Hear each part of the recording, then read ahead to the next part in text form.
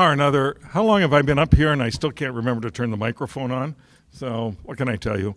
I also want to point out that this table's a little lopsided, and hopefully it isn't anything to do with me up here. When you have Mike and Kevin up here, that should be enough attraction for the other people who are supposed to be sitting up here to be here. No, never mind. Anyway, music today, Charlie Robin, accompanied by Bob Hamilton.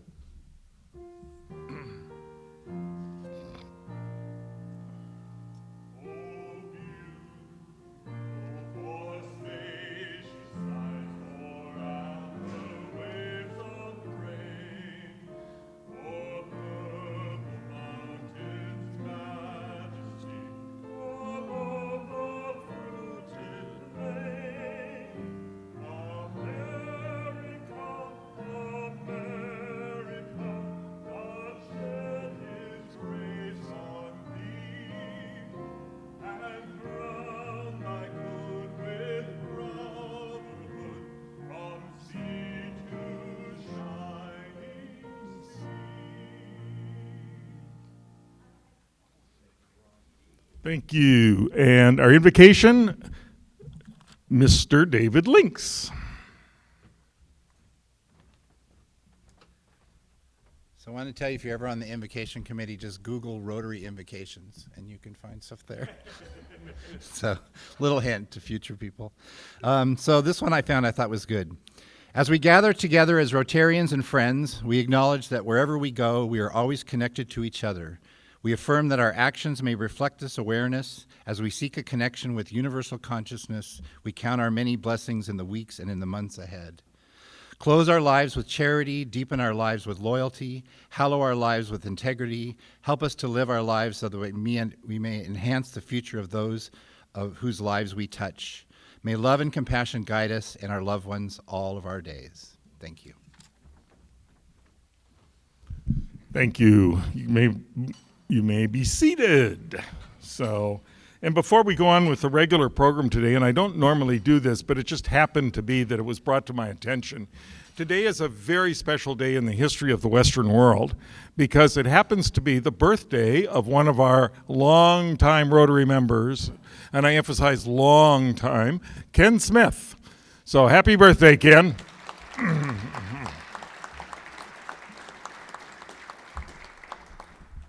He turned 39 again.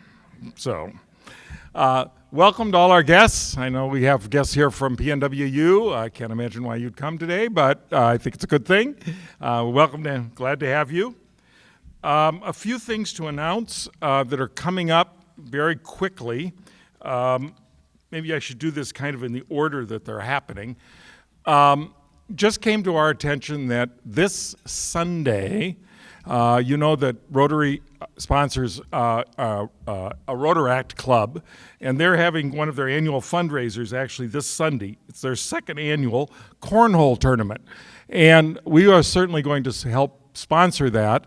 But if you would like to put together 3 other people or find 4 friends and participate, the great part is we'll pay your entrance fee, and your entrance fee includes beer.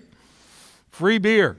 So, let's think of that as a great opportunity for you. I know most of you probably would stay away from it, but if in fact you would like to, and it is this Sunday, I know it's really short notice, but it's a cornhole tournament, and it will be at Bale Breakers, so if any of you are interested, just you need to see me really today, or check with Margaret Filkins, who's our Rotaract president. She's sitting there next to the birthday boy, so you'll know where she is.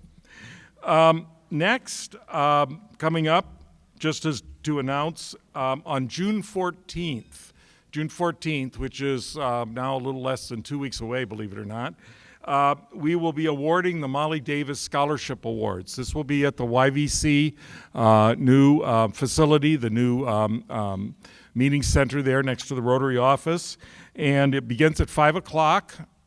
So that's a really exciting thing. We have some great, we're giving away as you know, quite substantial money thanks to Molly Davis. And the committee for the Rotary Trust has worked really hard to select these applicants. So if you'd like to attend, the one thing I have to tell you is they said there won't be any liquor because these students are underage. And I said, but the older people aren't, but that didn't go very far. So anyway, but that's June 14th, and again at 5 o'clock at the Convention Center, at the YVC Conference Center. Followed by that, if you can keep all these dates together, the Racial Justice Committee will be hosting its first Historical Perspectives event. Will be on Thursday, June 16th, also at about 5 o'clock, 5:15. Also will be near the Rotary office at the YVC Conference Center. We're not exactly sure which room yet. And the topic will be Juneteenth. I think as most of you know, this will be the first year that Juneteenth, June 19th, is celebrated as a national holiday. I grew up knowing about this because my mother went to high school in Texas, and it was definitely a holiday there. And she would always bring it up every year on June 19th. So, but they'll be talking about that and the historical kind of basis for that. So I know that the Racial Justice Committee would love to have you attend. Finally, now if you get all this calendar stuff straight, on July 22nd is the Molly Davis Golf Tournament. And this is money that is raised by the Rotary Trust, and it's the money that actually becomes part of the projects that our clubs do. This is part of the formula, the money that is raised at that tournament on July 22nd. And I know if you reach out to anyone at the Rotary Trust, Tressa Mercy, I believe, is in charge of it this year. And but anybody on the trust can kind of get you in touch. So if you want to participate, bring a team, volunteer, do whatever. That's July 22nd. And if you got all those dates in your head, we'll have a little test at the end of the meeting. Also, to kind of finish up Asian Pacific Heritage Month, we actually have an Asian Pacific Islander to speak, Mike Latimer.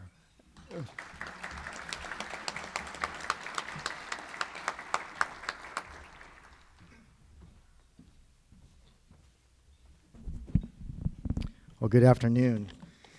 Now, I was asked to speak a little bit about my background in honor of API Heritage Month. So I thought I'd give you a little insight to the culture and mindset that is, I believe, representative of many Asian families. Question that I actually get quite often is, why do Asian Americans as a group tend to excel at academics?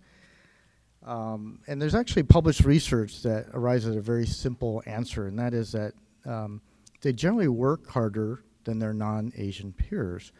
So writing in the proceedings of the National Academy of Sciences, sociologists Amy Shin of Queens College and Yu Jie of the University of Michigan, they analyzed data from two nationally representative studies.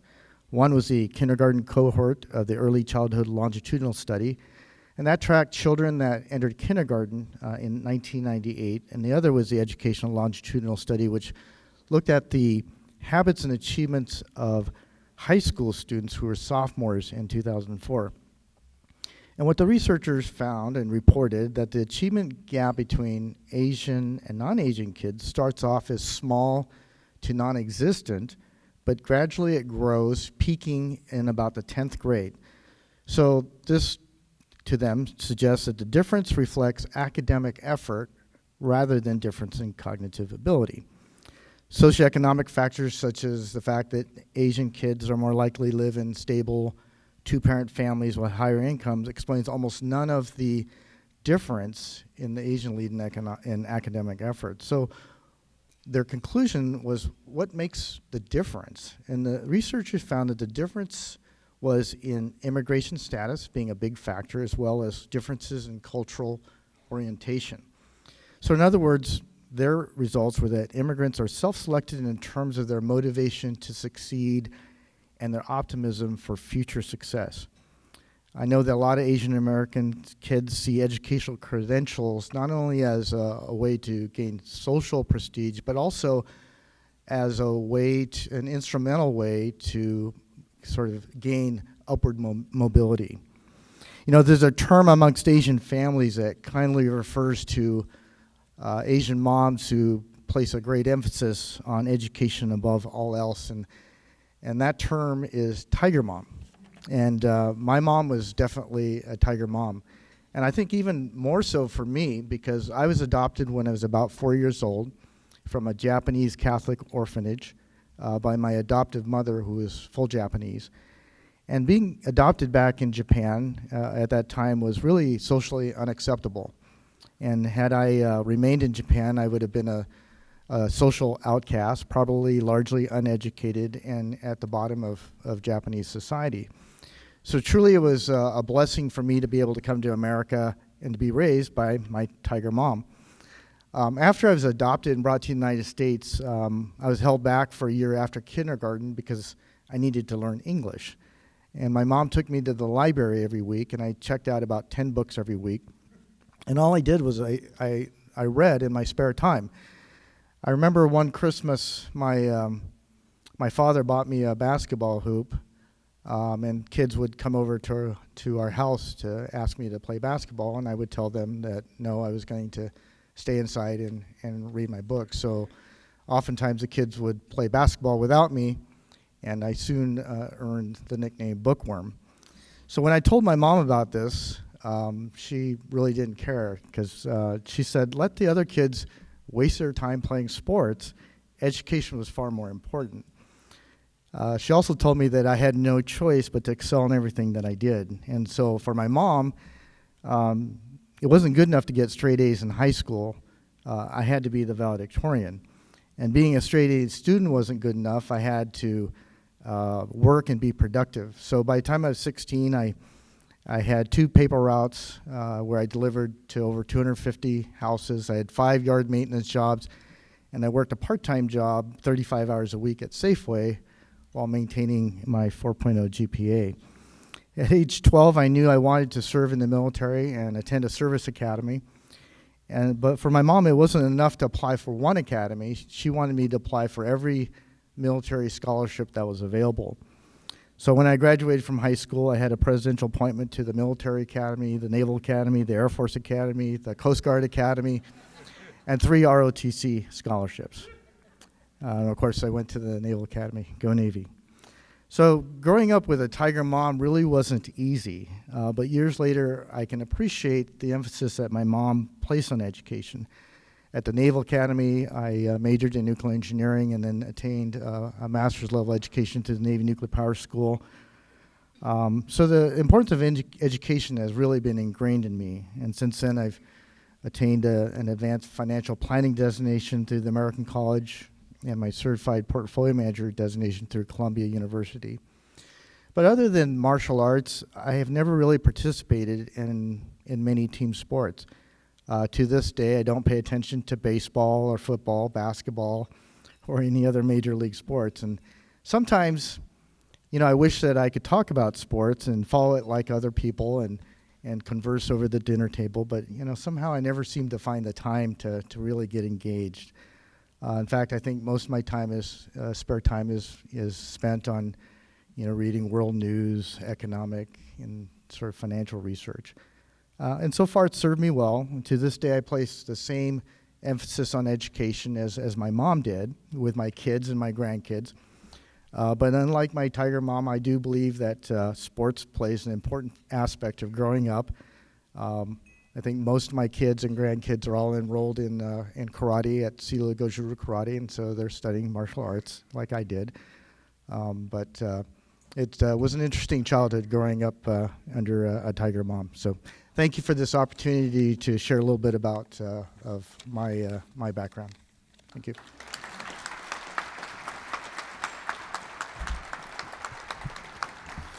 Thank you very much, Mike. I think your Tiger Mom is definitely pretty proud of you. So, and now for our Sergeant at Arms, none other than Marit Makita. Thank you. Good afternoon, Rotarians and guests. It's always fun to do Sergeant at Arms. Thank you so much. So we just got through the first major holiday of the year, the big kickoff. How'd you do? Did you try flying? There's no pilots. Did you potentially go on a road trip? Gas is a bit pricey. So where can you go? I think you go to Yakima. So did some of you have friends come from out of town and spend the holiday weekend in the valley? Anybody? If you did, please pay $1. So where do you take your friends when they come? We are in the heart of wine and beer country, which is a good thing because sometimes you need a few extra beers and a few extra glasses of wine to live here. Ha, ha, ha. I am just kidding. If you all or any of you enjoyed an adult beverage over the holiday weekend, please pay $1. The truth is, we have lots of... It's a mass fine? Yeah. Really? The truth is, we have lots of visionaries in the Yakima Valley. Ed Marquand and a group of investors from the other side are really transforming a very charming community called Tieton out in the country. It is so fabulous out there. They have an art gallery. They have super cute restaurants, one in particular called 617, and they have this super groovy mercantile shop. If any of you have not been to the town of Tieton to enjoy the festivities at Mighty Tieton, gone to their car racing event, any of those, please pay $1. I'm dying to see who has not been to Tieton. You will go this weekend. Even our own John Ball has a vision for the Rotary Market. It is going to bring a lot of positive attention to downtown. I cannot wait. In fact, it will be the host of our farmers market. If any of you have not been to the Yakima Farmers Market or any farmers market, please pay $1. Okay, look at everyone supporting our valley. Another one of my absolute favorites, of course, is Koichi Conservancy. I'm on that trail all the time. There's multiple trails. I love it. One of my favorite things, of course, is to take my fabulous dog, Stella. And when both mountains are out, there is nothing like it in the valley. Am I right? Mount Adams. Thank you, Celeste. Who knew, being on that trail, you could enjoy both mountains and even spice up your adventure with a rattlesnake or two as well. If you have never been on the Koichi Trail or never brought a pal to the Koichi Trail, please pay $1. Carolyn, you are going to love me because we're going to raise some money today. Well, June 1st is the kickoff. Are you ready? Love it. Of the official summer season. Thank you, Charlie. Thank you. I couldn't be happier. Frankly, as a kid, we grew up swimming in our pool all the time, having our friends over. We played games. We played Marco Polo to the point that my mother threatened us like she had it. If you were a water baby whose hair turned green as a result of swimming in the pool all summer, please pay $1. Have you ever lost your swimsuit jumping off the high dive at Franklin or Lions Pool or Eisenhower Pool? Could there be anything more terrifying and embarrassing? Have you ever sat on the edge of the high dive, trepidatious about going in, only to have your best friend push you off into the deep blue below? Oh, these are great, great summertime memories. Hey, Yakima is honestly down to about 2 public pools. We still have Franklin and we still have Lions Pool. And for my final find, if any of you have been to a swim meet at either one of these pools, learned how to swim at either one of these pools, or spent any time at either one, please pay $1. Yakima is a special place for all of us. Be sure to become a tourist in your own community. Enjoy all the festivities our valley has to offer this summer. Grab a hat, some sunscreen, and get out there. Thanks.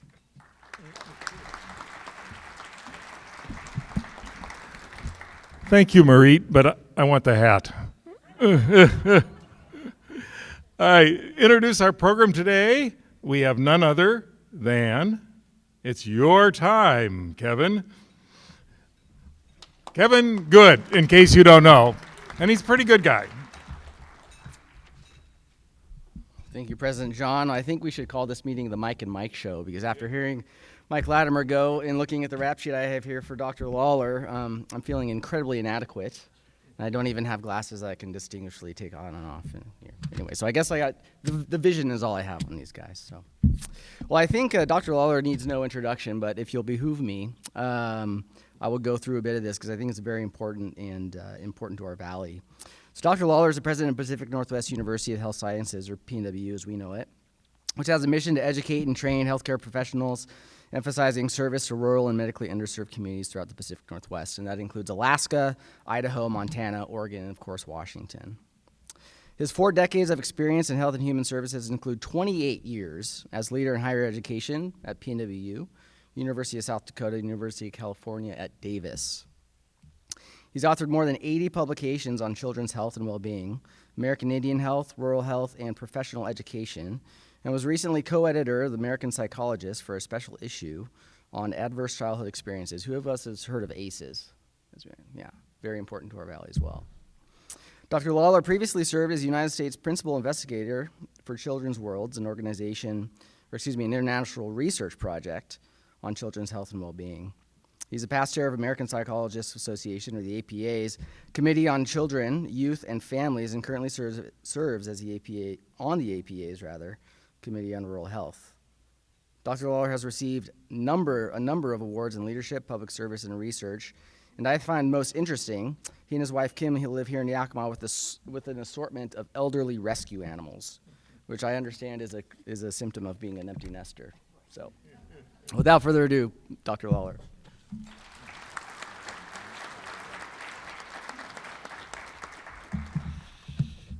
Thank you, Kevin. Thank you, President John Ball. Appreciate your invitation. Good afternoon, fellow Rotarians. Good to see you again. I'm Michael Lawler, president of PNWU. It's an honor to be with you today to celebrate PNWU and our remarkable 17-year history. We're just heading into adulthood now. As most of you know this great story. A number of you were part of it. In 2005, a number of Yakima leaders got together in Dr. Lloyd and Gloria Butler's living room to sign a charter for developing a medical school in Yakima Valley. That seemed like a good idea. They were just dreamers, right? Well, yeah, they were dreamers and continue to be dreamers. And they cared passionately about bringing healthcare to the Yakima Valley and to other rural and medically underserved communities of the Pacific Northwest. So in the 17 years since that meeting at the Butlers, and with the support of all of you here, because all of you are part of the business and the community that made PNWU possible, PNWU has become a national leader in bringing health equity to communities. As one of our colleagues said, we spent a lot of time trying to be on the map, and now we are the map. So thank you, Yakima, for your support and your work.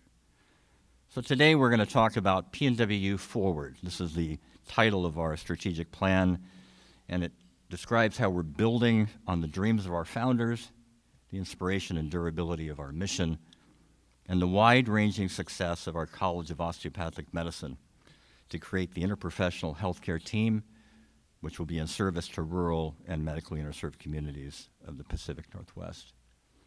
We have a couple of emeritus board of trustee members here today, Dr. Jim Haven, Dr. Michael Maples. I want to acknowledge them and thank them for their support. Next slide, please. Oh, I have a clicker, hold on. There we go. Picture of our beautiful campus in Terrace Heights neighborhood of Yakima. If you haven't been there for a while, please come over. If you'd like a tour, give my office a call and we'd be happy to provide one. So the mission drives our work and is unchanged since our humble beginnings of 17 years ago. Our vision is to revolutionize community health, which will be accomplished through our mission to serve rural and medically underserved communities. We have some data.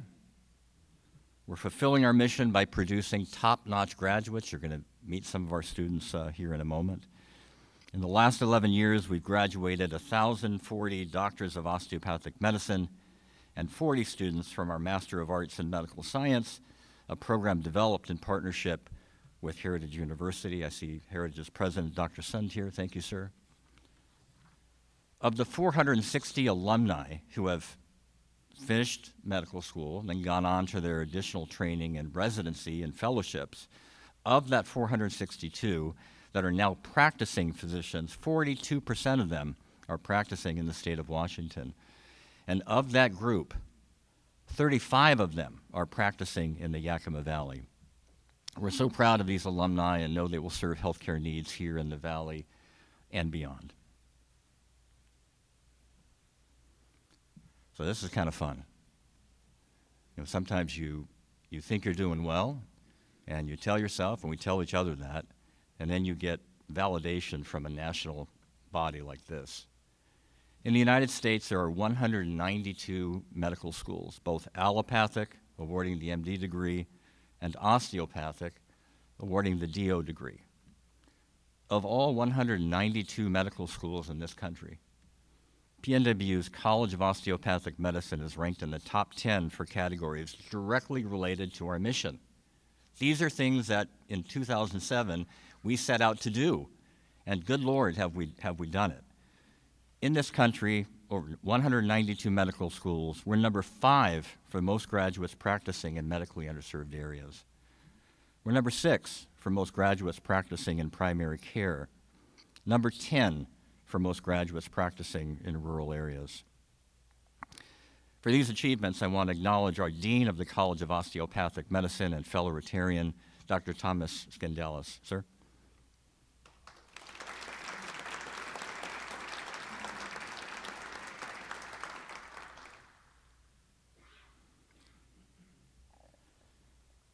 So we're moving forward. So today we're building on this great success and adding new healthcare programs for services needed, urgently needed, in rural and medically underserved communities. These include the Master of Arts in Medical Sciences, Mams, which is an intense one-year program that prepares students for graduate health sciences programs, including medical school. A number of Mams students are accepted into our DO program and do very, very well. In fact, you'll hear from some of them today. I would like to introduce the Mams Program Director, Dr. Mark Taylor.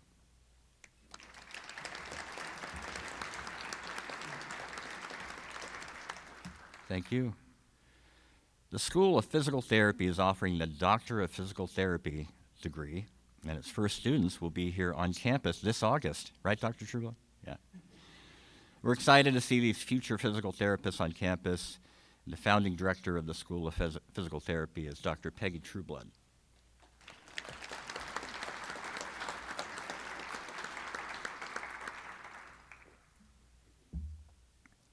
The developing School of Occupational Therapy will offer the Master of Science in Occupational Therapy, as well as a post-professional doctorate in occupational therapy. The founding director is Dr. Heather Fritz, who could not be with us today as she is speaking at a conference in Denmark. Representing the occupational therapy program is Professor Jamie Flick, Director of Clinical Education for the School of Occupational Therapy. Professor Flick.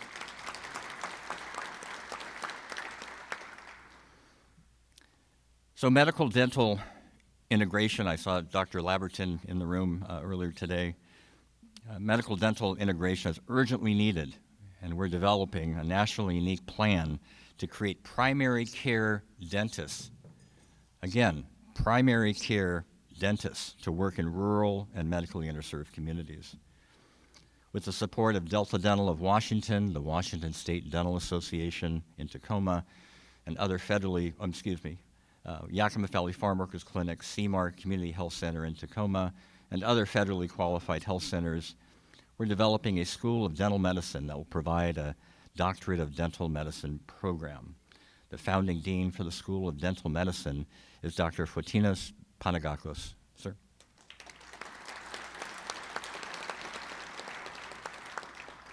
I encourage everybody when this meeting concludes to come over and meet these different leaders if you have not met them. So, forward. The future of healthcare is team-based. You have to have a team to get healthy. And we're happy to model this through our partnership programs with Washington State University College of Nursing and their College of Pharmacy and Pharmaceutical Science, and with Heritage University, Yakima Valley College, Central Washington University, Perry Tech, and the Yakima Valley Interprofessional Practice and Education Collaborative. Dr. Kaminsky, thank you for your partnership with Yakima Valley College.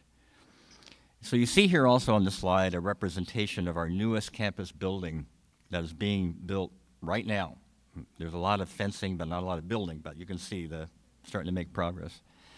It's what we call the Student Learning Collaborative. It's an 80,000 square foot building that will further enable our work on interprofessional education and practice. I want to recognize two more people as I do this presentation, for I recognize Ms. Vicki Gore from the Office of the President and Ms. Vicki Cook from the Office of the Dean of the College of Osteopathic Medicine for their support in creating this presentation and everything else that they do. If they can stand and be recognized, please.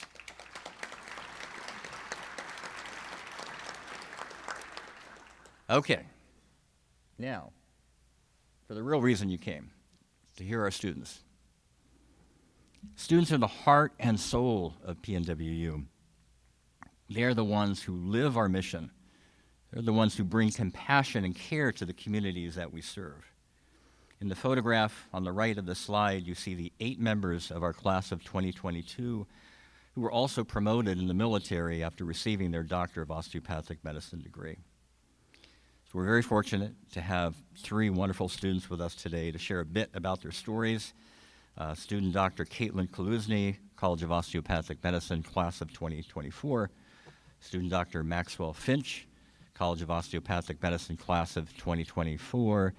And student Dr. Alejandra Perez, Mams class of 2022, an incoming student of the College of Osteopathic Medicine. If you can join me on the stage. Thank you.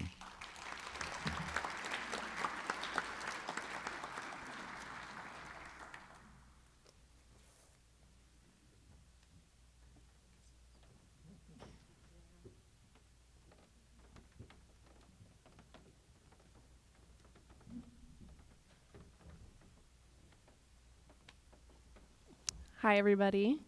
My name is Alejandra Perez, and like Dr. Lawler said, I just graduated from the Mams class of 2022 and will be incoming as the student doctor this fall.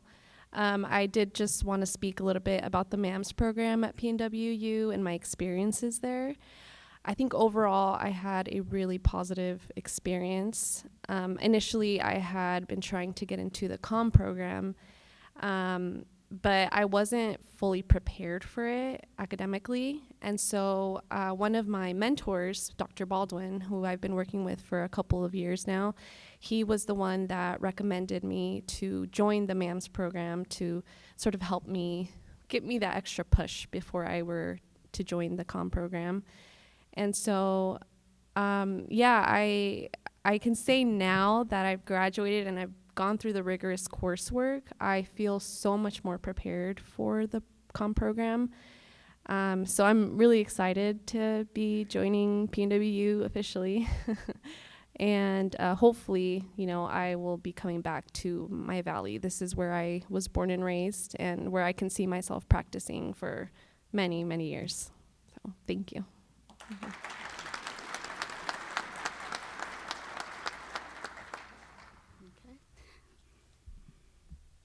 Hi, my name's Caitlin Kaluzny. I am I'm from Yakima. I went to Davis High School, graduated in 2012, state basketball champs, if anyone is relevant. And I'm so glad they took this picture when we first got into med school, because I'm sure the last 3 years have aged me. And you can't see my wrinkles, but they're coming. But it's all a joy because this is what I wanted to do. Like I said, I'm from Yakima, but in 2012, I went to Arizona State University to run cross country and track for their team, and I had no intention on coming back to Yakima. But later on, after I graduated college and medical school was not even on the radar at the time, I didn't think I could become a doctor at all. But when my dad's cancer came back, I came back to Yakima, and that's when I first got to experience the joy again of serving the Yakima community. And that's when I learned about Union Gospel Mission and got to volunteer there. And that's when the spark of going into medicine and the realization of this dream started to form. And so very gratefully, I had heard about PNWU. I didn't know it existed till my mom and Dr. Joyce Staley, who some of you may know, is a dear friend of my mother's, and she told me about the school. And she was, I just want to take a moment to honor her too. She was committed to students till the week before her death, basically, and so. She's just kind of represents a lot of the faculty and staff at PNWU. And while there's just three of us sharing about PNWU here, I wish we could get all the students up here because there's some really incredible people that I've met at Pacific Northwest University. So long story short, I'm here now. I don't know when the official transition to third-year medical student begins, but that's what I'm going to be, and I feel so grateful to be going to Alaska in a couple weeks to serve in a rural community there, where I just want to dive in and get that hands-on experience so that I can follow my dream to being in the middle of nowhere on my farm and just serving the community and being the doctor, and just as the UGM physicians that volunteer there on a weekly basis. I want to be doing this till the day I die, basically. So I thank you for hearing my story and for letting us share our story and for your support. It does mean a lot, even though we don't get to see you face to face all the time. We really do appreciate any support from the community we get, and I hope that we can give back to you. And that's been one of the greatest gifts about coming back to Yakima for PNWU, is getting to serve and give back to the community that I grew up with and gave so much to me. So thank you so much, and I hope to meet all of you today. So thank you.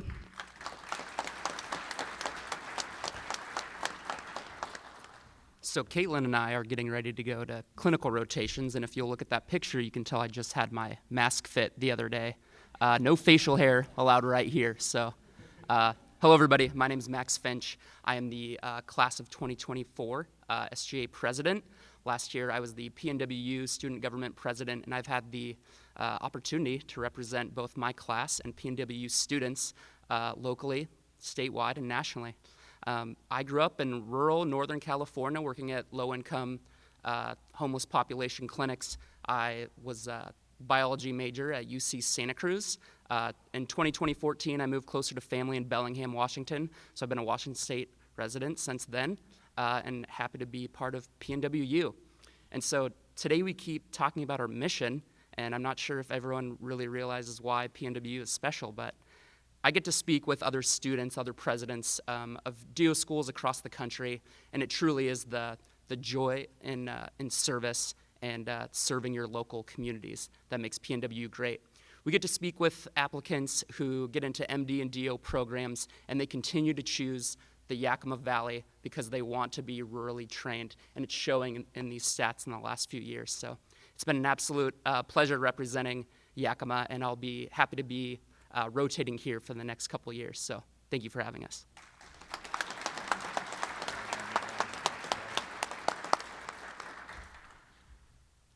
Wow. So we can go ahead and take some questions for the students, or for me, some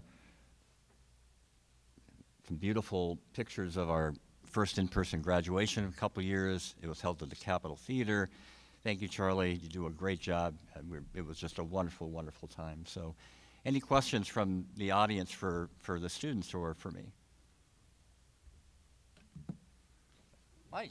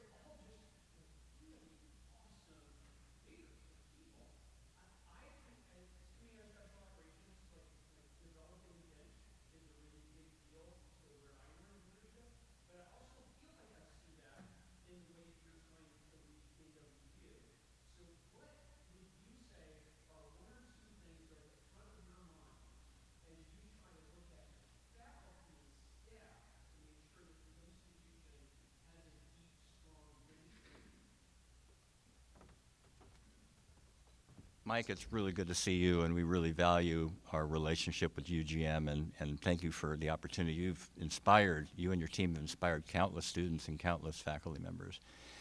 I'm not sure this is the answer you're looking for, but 17 years ago, there was an empty field, and there was just an idea. And now we're a national leader and really a bright light. I feel the same way that it's now our responsibility to do more. So how do we do more? How do we challenge our students to do more?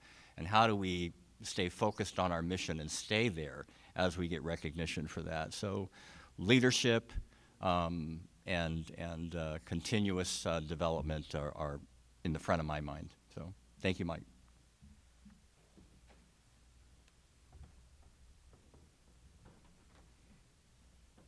I think I should be facilitating this. Yeah. Charlie? Yeah, no, go. Yeah.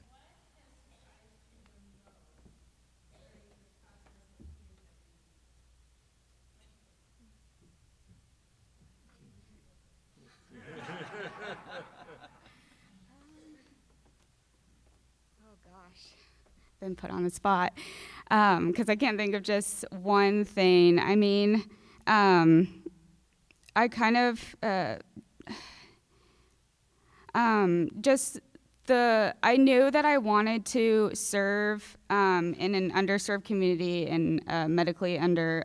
There's not a lot of medical resources, but really. I guess it's not so surprising looking at our mission now, but how much through my education here at PNWU, how much that has deepened through my experience and just how their commitment just has shown, and hearing from other students has made me even more grateful to be a part of this community and give back to the areas that need the most help.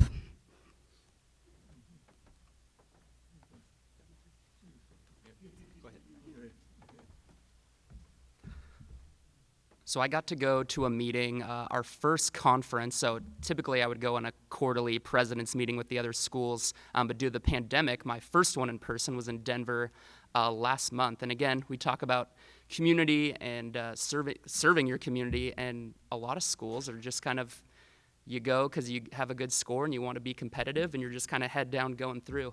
And the thing that I'm optimistic, I chose PNWU, and I'm really glad they finally let me in at some point. But it was surprising meeting other students, years down the line in residency now, and we really do have just a great atmosphere throughout our school that across the nation people recognize, and it's very special. Thanks. I would say for me, probably what surprised me but actually attracted me more to PNWU was just the support from everybody involved at PNWU, from the people that work at financial aid, the students, the faculty, every single person. They just want you to do your best, and if you have any questions or any concerns, you could just literally walk to anybody's office and ask them a question and they will help you. But also the students, in medical school, a lot of the times people can maybe look good on paper, but then you meet them in person and it's like completely different. But I would say at PNWU, everybody you meet is just so welcoming. They're so supportive. And yeah, so I'm just really, really excited to be able to stay at this school with this, cohort that I've met.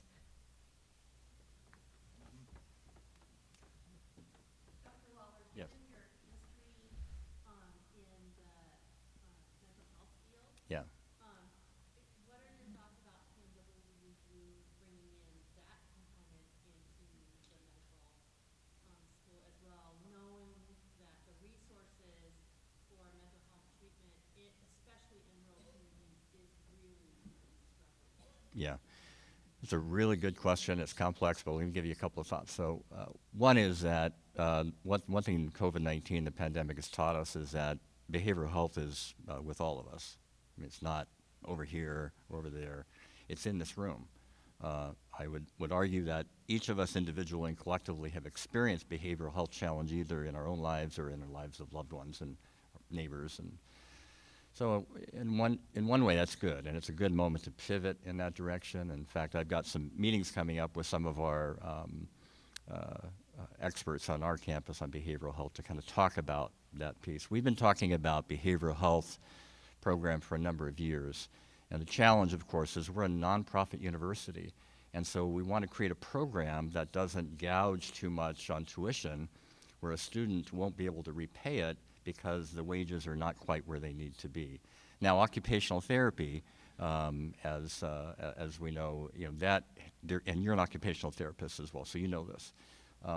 They have expertise in mental health and behavioral health that I think is underutilized in most communities, and I'm hoping that as we bring more OTs to the Valley and to the Northwest, they will contribute to it. It's a larger conversation. And it's a conversation of what's an entry-level behavioral health person, what does that look like? And I think that shift is occurring right now.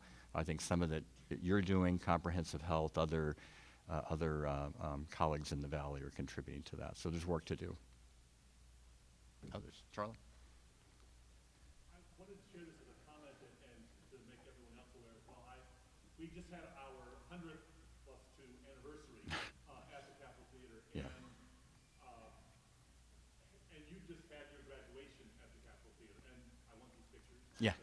Share those out. Yeah. It means so much to us to be able to share that how we're connected to the community is so important to who we are in meeting our mission. Yes. And the leadership at PNWU has really shows its commitment in so many large and small ways. And I think one of the things that I was so impressed by is, and no one else did this wrong, okay? Everyone else was fine, but PNWU not only sponsored a table at our fundraiser, but then instead of all of the leadership of the executive management team showing up, it was the leadership of the student body that showed up. Yeah. And it was so great to see the students who were there able to start in their careers this sense of how does community connection, community commitment, how is that part of your job? And I think that the way in which you volunteer and show up in community events is so important, and there's not a lot of places where you're trained to do that. And I think simply offering the student leadership the chance to represent PNWU was a perfect example of how you're passing on that example. So thank you. Well, thank you, Charlie. And the students are a heck of a lot more interesting than senior management, so that's why we send them. Just to be clear, there wasn't any argument on that. So the white coat, Dr. Skandalis is hosting the white coat ceremony this Saturday at the Capitol Theater. Thank you again. And that is more, that's signaling to the community, that white coat, you take responsibility, and part of that is service. So, and then part of the social contract on that is that people call you doctor, treat you with respect, knowing that you're giving back to the community in a clinical fashion, but also contributing more broadly. We have great examples of that in the room with us today here in the Yakima Valley. Yeah. Yes. Yes, sir.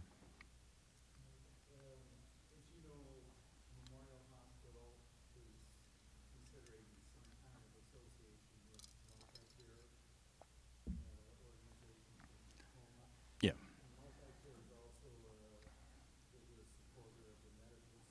Yes.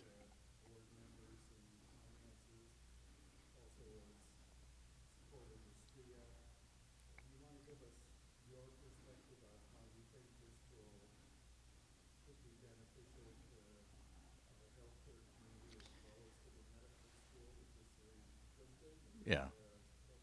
I trust and love Memorial Hospital. They literally have saved my life. Personal comment, I had cancer this last year. Many of you in this room know that. So I owe my life to Memorial, and they treated me wonderfully. So I'm happy for Memorial, and I love Multicare because they came to us relatively young in 2018 when I got here. We had conversations about doing a partnership, and they trusted our mission. They were so, they just were impressed and inspired by it. And Astria, we have kept our conversation and our work with them up because in order for us to have a valley that has the health care that can address all needs, we're going to need all those people. So Multicare, Memorial, Astria, the FQHCs in our community, we need all of them. So I'm very supportive. The details of that are tricky, the negotiations, and I think there are people in the room who know that better. I know the chair of the memorial board is here. But yeah, we're happy for both parties and very supportive. Thank you. Thank you.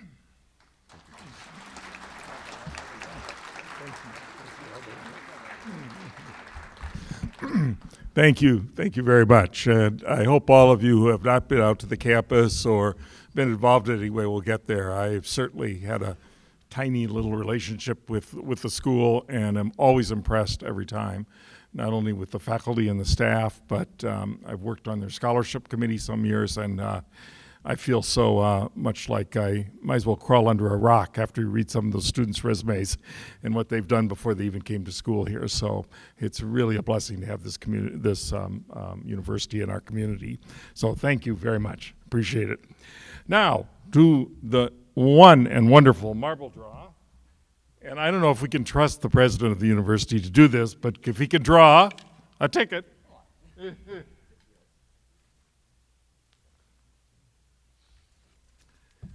Okay, the number is 075971.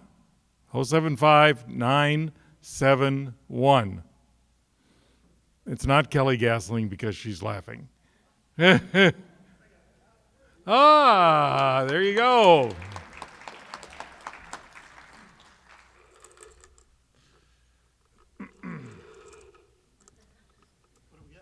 You get nothing except the chance to draw marble, but you can't see what color it is. Blue. Thanks for playing. You get a thanks for playing, yes. And the money goes back in the pot, which we certainly appreciate. Now, of course, you will all remember those dates I gave you at the beginning of the meeting. There's a Cornhole Tournament on June 5th coming right up. If you want to participate, let me know. Molly Davis Scholarships, June 14th. Racial Justice Meeting, Historical Perspectives on June 16th. And the Molly Davis Golf Tournament on July 22nd. So you've got those all in your head? Good. So, because we are now adjourned.